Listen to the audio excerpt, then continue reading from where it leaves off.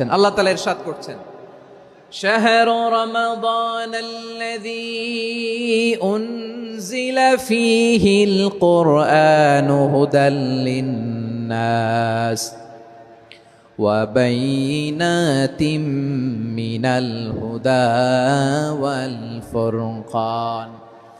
আল্লাহ বলেন, রমাদান এমন একটা মাস যে মাসে কোরআন নাজিল করা হয়েছে। আর এই কোরআন হচ্ছে বিশ্ব মানবের জন্য পথ নির্দেশিকা, হেদায়েতের সুস্পষ্ট বর্ণনা এবং সত্য মিথ্যা পৃথক করার আসমানি মানদণ্ড রূপে জামিনে আমাদের জন্য কোরআন নাজিল করেছে কে? আওয়াজ করে বলেন তো, আল্লাহর নাজিল করা এই কোরআনে কোনো ভুল আছে? সবাই বলেন নাই। সবাই বললে এতটুকু আওয়াজ হয় আমি বিশ্বাস করি না। গলা ছেড়ে দিয়ে বলেন, আল্লাহর নাজিল করা এই সর্বশেষ আসমানি কিতাব আল কোরআনে কোনো ভুল আছে? সন্দেহ আছে? সংশয় আছে?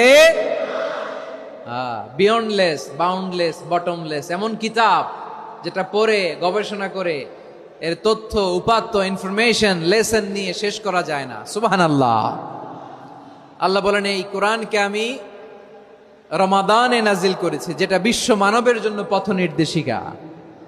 এতে আছে হেদায়েতের সুস্পষ্ট বর্ণনা আর সত্য মিথ্যা পার্থক্য করার মানদণ্ড, কোনটা সত্য কোনটা মিথ্যা এটা কোরআন দিয়ে ডিফারেন্সিয়েট করা যায়। কোরআন হচ্ছে ফুরকান, to differentiate between right and রং।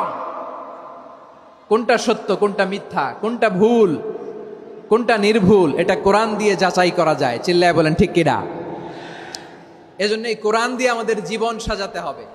কোরআন দিয়ে জীবন না সাজালে জীবন আলোকিত হয় না। কোরআন দিয়ে পরিবার না সাজালে পরিবার আলোকিত হয় না। কোরআন দিয়ে সমাজ না সাজালে সমাজটা শান্তিময় হয় না। শুধু দুর্নীতি দমন কমিশন দিয়ে দুর্নীতি বন্ধ করা যায় না। কোরআনের আইন বাস্তবায়ন করা ছাড়া এই সমাজ থেকে দুর্নীতি বন্ধ করা যাবে না। চিল্লায় বলো ঠিক কিনা?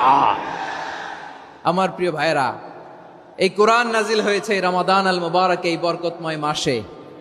তাই আমাদের উচিত এই মাসে আসন্ন যে রমাদান আল মুবারক, এই রমাদানে কোরআনের সাথে নিজেদের সম্পর্ককে বাড়ানো। আমার প্রিয় চাঁপাইনবাবগঞ্জের ভাইয়েরা, আমরা কি আসন্ন রমাদানে কোরআনের সাথে আমাদের অ্যাটাচমেন্ট সম্পর্ক বাড়াতে চাই? চান সবাই? আপনি কি জানেন কোরআন নিয়ে কোন ফেরেশতা পৃথিবীতে এসেছিল? জানেন? ফেরেশতার নাম কি বলেন তো? জিবরিল আলাইহিস সালাম। একটু খেয়াল করে শুনেন, কান দুটো খরগোশের কানের মতো খাড়া করে আমার দিকে তাকান।